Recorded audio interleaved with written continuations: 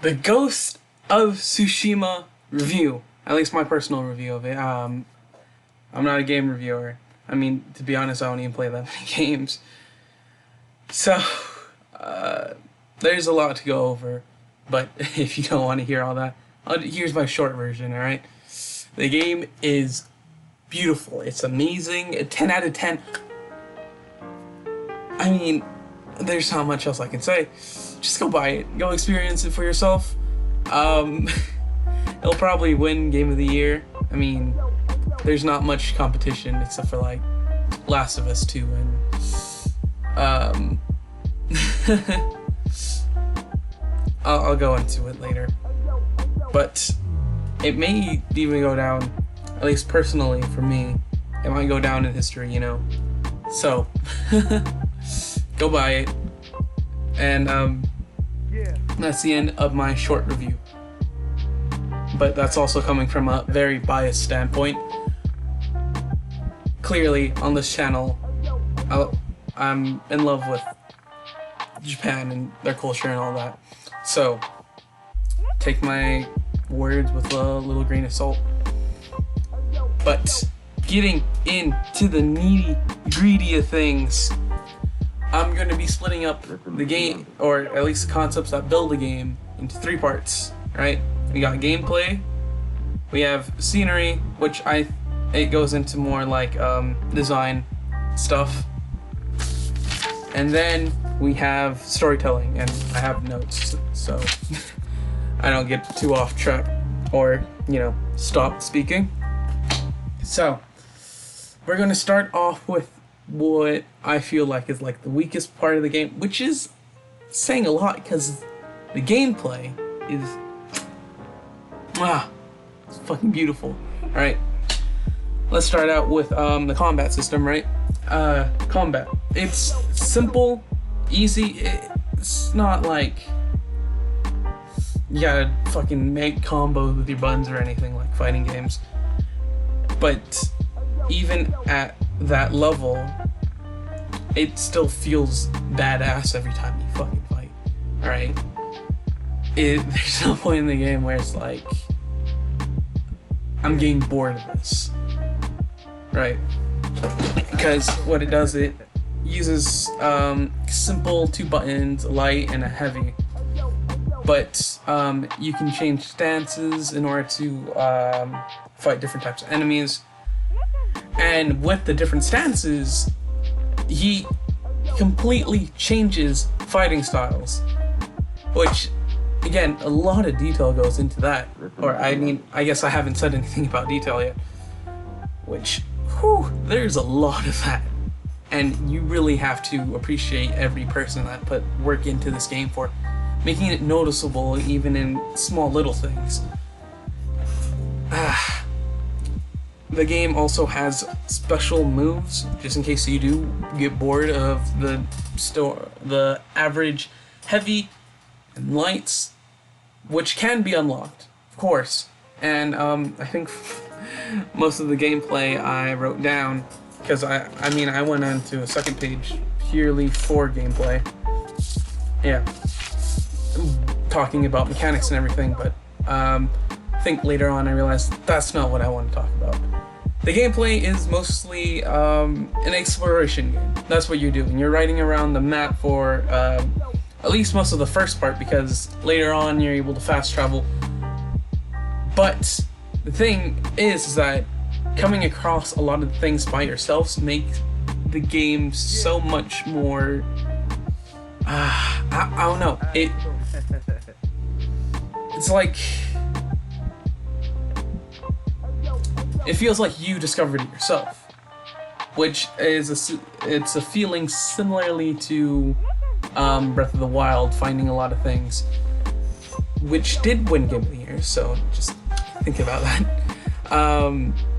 Let's see what else. Yes. So again, you can go through the map, unlocking most of the area yourself, if you just want to just ride around or anything. But a lot of the times what they do is either someone in danger or just someone in a town that you've passed by, they have a chance to be spoken to, right? and they can either tell you tips, and sometimes they actually say, oh yeah, someone in this area needs help. So it's then marked on the map, and then you can go to that yourself, which makes the world feel that much more immersive, right? It's a feeling that these people actually help you with your journey, and that you are actually a guardian to everyone.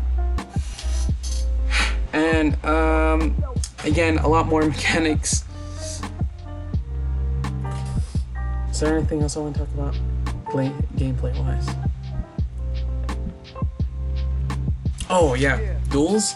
Oh yeah, in the game you're able to basically fight one-on-one with another person, right? And it cannot feel more like a fucking movie at that point. I'm pretty sure you've seen it all. It's the stereotypical 1v1, and then like he like pulls out the sword and it goes. I'm pretty sure you know what that is, right? I can't say it, but woo, that shit right there. Every time it happened, it's like I couldn't. It like shook my body, right? My pure excitement for that was off the charts.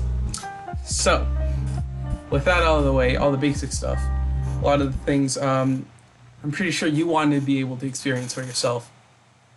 And never mind, I'll get into that later. So, next part, scenery, which I'm pretty sure it's design. It's design. We'll start off with the character designs. Damn, man. I think during when I was playing the game, I kept on noticing a lot of things. Oh, sorry, I got something on the floor. There's a lot you can tell between a game made with a lot of passion and a game made for purely money. And fuck, man, this game was made with so much passion. It's leaking. Because with the characters, you can tell almost every trait about that character through their design, and that's about it. Just from their design, you can tell everything behind a person, right? Listen to the ending. A lot of the main characters, right, are either samurai or another one is a thief, and those two differences, you don't understand how much person can put into that. Because again, as much as I love their culture, I don't know anything about history. All right, it's something I do want to look into, especially after playing this game. Which if something gets me to want to learn more, then you got to give props to them. There are plenty of samurai in the game, and you can get this feeling of some sort of difference purely because each of them have their own separate designs, which does come out into their character. Like an archer isn't the same as someone like the main character, who is mainly frontline or a swordsman. I don't really know how to put that in words. Again, not a big history buff, but I'm pretty sure you understand what I'm talking about. And then it even changes. Like clothing changes in different areas due to the weather, and you can tell character traits by that also. More towards the end, you hit like this very snowy biome, and characters change clothes which fit their personality, like a thief wearing a jacket, and I don't want to ruin too much.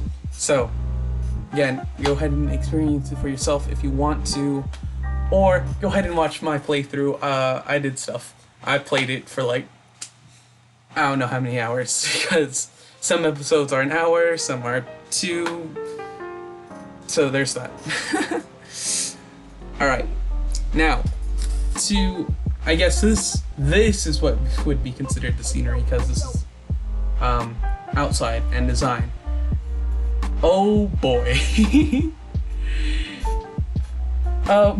It's fucking beautiful, but at the same time you can feel this dark overtone over it, and it kind of clashes in at the same time. And does that make the fucking game?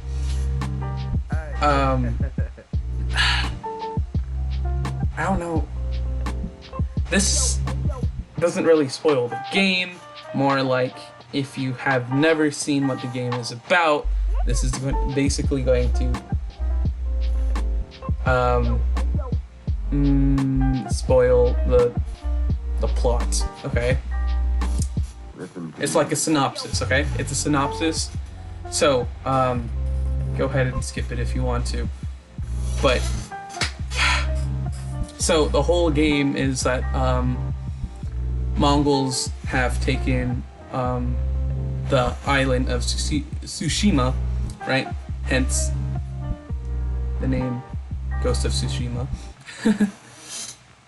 So you can tell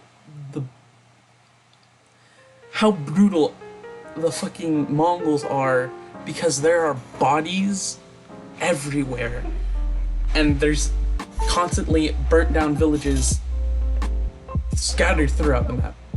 And fuck, like, of course it doesn't excite me to see that, but damn, is that some good design, right? A lot of the areas change color, like through flowers, because flowers are a part of nature. And because of that, or flowers and trees, leaves and everything, okay? I don't know what else.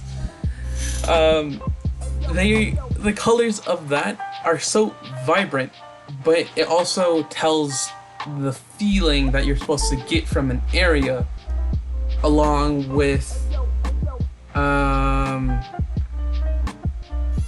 what the fuck did I read that? Along with the weather and the music. It all comes together to make you understand what an area means. And fuck, man, fuck, especially later down the line, you will begin to understand that. And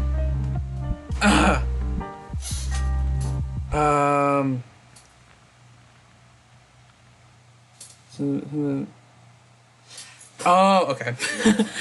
I wrote something a bit weird in my notes, right? I put symbolism on steroids, but I just remembered that it's, so basically take your stereotypical symbolism in a lot of books and literature, right? Now,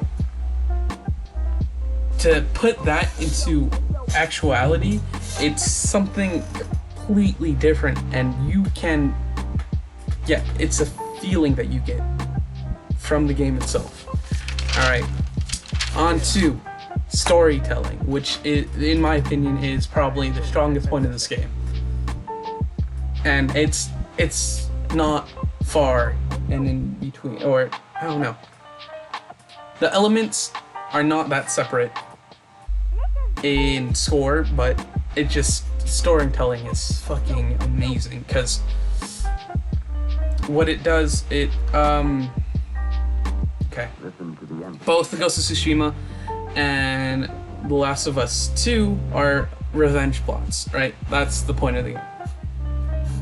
But I feel like Ghost of Tsushima puts it in a completely different light, or at least it executes the idea better, purely because to go against something is, especially someone's own personal code, right? As a samurai, it's outweighs a lawless wasteland, right?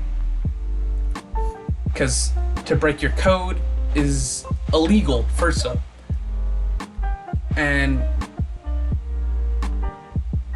it hurts the character personally, right? It's constantly beginning to ask the question. Okay, sorry.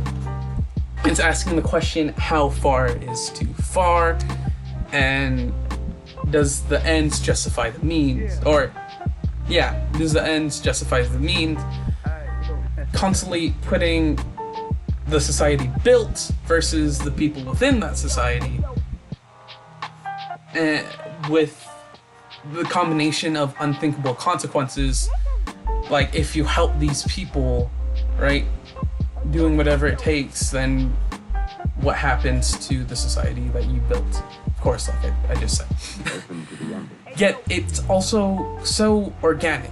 All these characters don't feel out of place. Nothing feels forced. You can tell each movement taken, or each step taken to get a character into that position. And the side stories, because there's the main journey, and then there are side quests that you can do in order to learn more about a character or unlock some stuff. But those side quests make the game... Those side quests just add on top of it, right? Yeah. It also makes you feel you start caring about the characters even though you've only known them for a few minutes, right? Or a few missions, because each story takes like 40 minutes or something. At least the main ones. Even just after that short period of time, you honestly start caring for characters, right? You know them by name, and you feel for them, especially when they're suffering or they're questioning themselves. You get just enough information to actually empathize with each character, along with the perspective of the main character, who keeps on bouncing back and forth, kind of. Please, just play the game. You'll understand then. It also goes to show that there are no actions without consequences, even if you think that the greatest consequence might be your own life, where there's more. There's of course more to it. And honestly, the game, it almost means more if you play it in small little strides, but you can play it all completely through the end if you want to. Still get the same feeling, yet to let everything that you know settle. It's almost like they knew. Of course they knew. This game is like 24 hours. Some people are going to play it through, but most of the audience is going to take it in small strides or large strides. They're taking it in strides in general. So,